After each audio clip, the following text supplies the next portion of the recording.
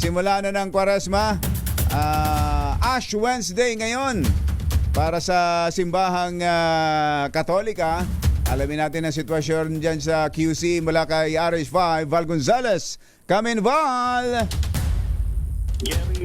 Jerry, nasa ikatlong misa na itong isinasagawa ngayon dito sa Sacred Heart Parish Church, dito sa Barangay Sacred Heart, Quezon City. Nagsimula yung unang misa kanina, alas 5:15 ng madaling araw pa, na pinangunahan nitong si Father Randy Flores. Itong si Father Randolph Flores, na mas kilala bila ng mga parishioner na si Father Randy, ay siya yung parish priest nitong simbahan. Bago ang Holy Communion ay isinasagawa yung pagpapahid ng abo sa noon ng mga parishioner ngayong Ash Wednesday na pagsisimula ng panahon ng Semana Santa. Mas dinagsa kanina ang misa ng madaling araw dahil una nang dumagsa yung mga papasok ng maaga sa kanilang mga trabaho ay dumaan muna dito sa simbahan.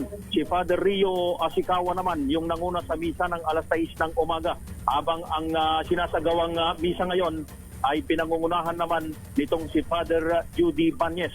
Ang misa ay sumentro sa mensahe ng pagpapatawad sa kapwa at pagpapakumbaba. Hinihikayat ng simbahang Katolika ang lahat na gamitin ang panahong ito sa pag-aayuno at pag-aalala ng sakripisyo at penitensya na ginawa ni Jesucristo para iligtas ang katauhan sa ating mga kasalanan. Samantala, Jerry, ay pangungunahan naman ni Most Reverend Cubao Bishop Elias Ayuban Jr. ang misa sa kanyang isasagawang pastoral visit dito sa Sacred Heart Parish Church mamayang alas 5:30 ng hapon. Mayroon pang susunod na misa alas 8 ng umaga matapos itong kasalukuyang misa, at susundan pa ito ng isa pang misa ng alas 12, habang mamayang hapon ay magsisimula naman yung misa alas 4 ng hapon, susundan ng alas 5:30 at mayroon pang susunod ng bandang gabi. Mula rito sa Sacred Heart Parish Church dito sa Barangay Sacred Heart, Quezon City. Ako si Val Gonzales, DZRH, una sa Pilipinas, una sa Pilipino. Thank you, Val!